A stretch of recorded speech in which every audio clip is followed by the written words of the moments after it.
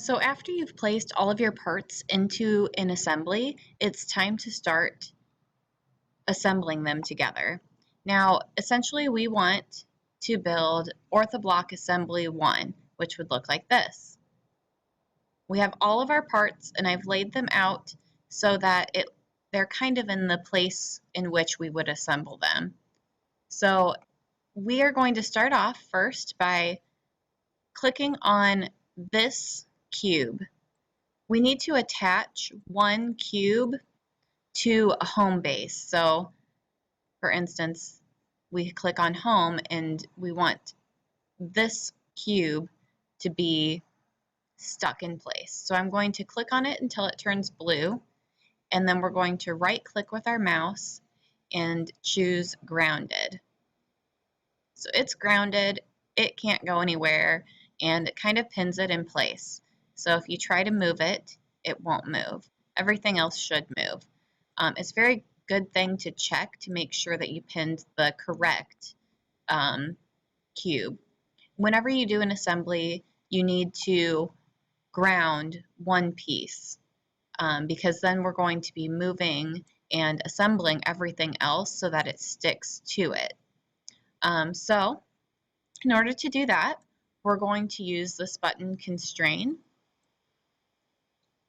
and we are going to attach this block to this block.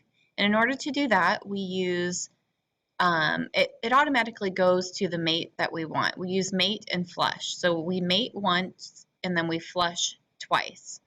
But you'll notice under the type up here, under place constraint, there are 5 different types that we are going to use.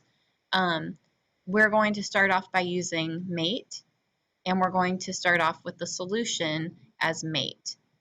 So these are both clicked, which means we're ready to go. Basically, I think of this as where would you put the glue if you're going to stick this block to this block? I would put the glue on this side of this block, and technically we would move this around and we would find this side of this block. But because it's a perfect cube and we know that every single side is 1 inch by 1 inch, then I can choose any of these sides just to make it a little bit easier for you. So I'm going to choose that side and always hit apply. If you don't hit apply and you go right into flush, then it brings it inside of the other cube. So I'm going to go back to mate and I'm going to hit apply. And like I said before, you mate once and you flush twice. So I'm going to come over to flush, and I want this side flush with this side. Notice I'm flushing top side to top side, and I'm going to hit apply. Now here's why you flush twice. Right now it looks good.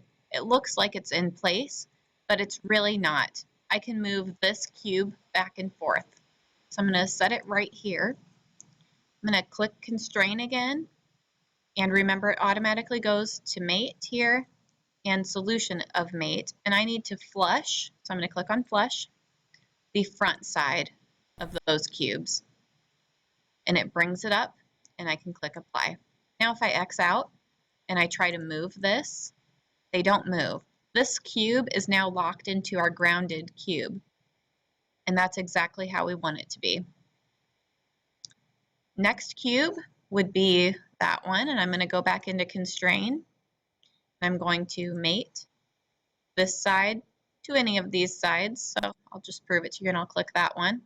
Click apply, and I'm going to click flush, and I'm going to flush top side to top side, apply, and then I'm going to flush front side to front side and apply.